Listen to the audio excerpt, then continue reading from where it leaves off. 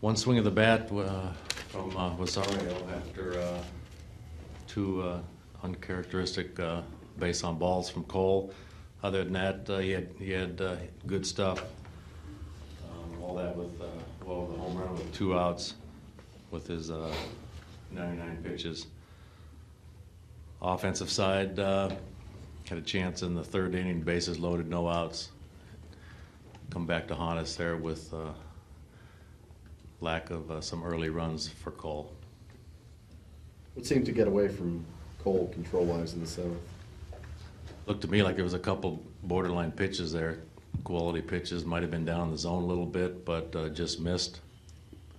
Other than that, looked like good stuff. Just missed with a couple of pitches. Why And manship? the first pitch up to Rosario. Why manship there in the 8th? He's our guy in the 8th right there. You guys got to step up. Is it frustrating this team just cannot seem to string together any sort of stretch? I mean, you have a really nice game yesterday, and it just seems to evaporate, and this is not the first time that's happened. Yeah, it was looking good with the early on there in the 3rd inning with the bases loaded.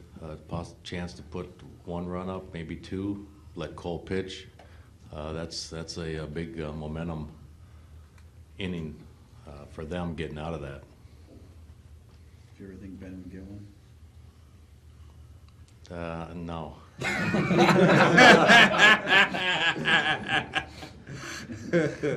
He hits them all the time in batting practice, but that was a rare swing to the pull side, elevating the ball. He does such a good job with his role of staying on top of the ball and peppering the ball through the holes that it looked like batting practice for him. He hits a lot of them in the BP. Pretty fun dugout reaction. Yeah, would like to have different circumstances with the home run. Back to Cole, when he did not get those pitches, eventually led to the Rosario home run.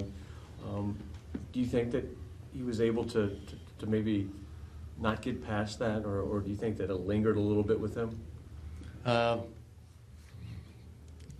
don't think so. I mean, he's a quality pitcher, and he had quality stuff tonight. He needed to get one hitter out to get through the inning. First pitch was up in the zone, and the first swing of the bat, it was one pitch that he'd like to have back, but he's a guy that keeps things under control out there.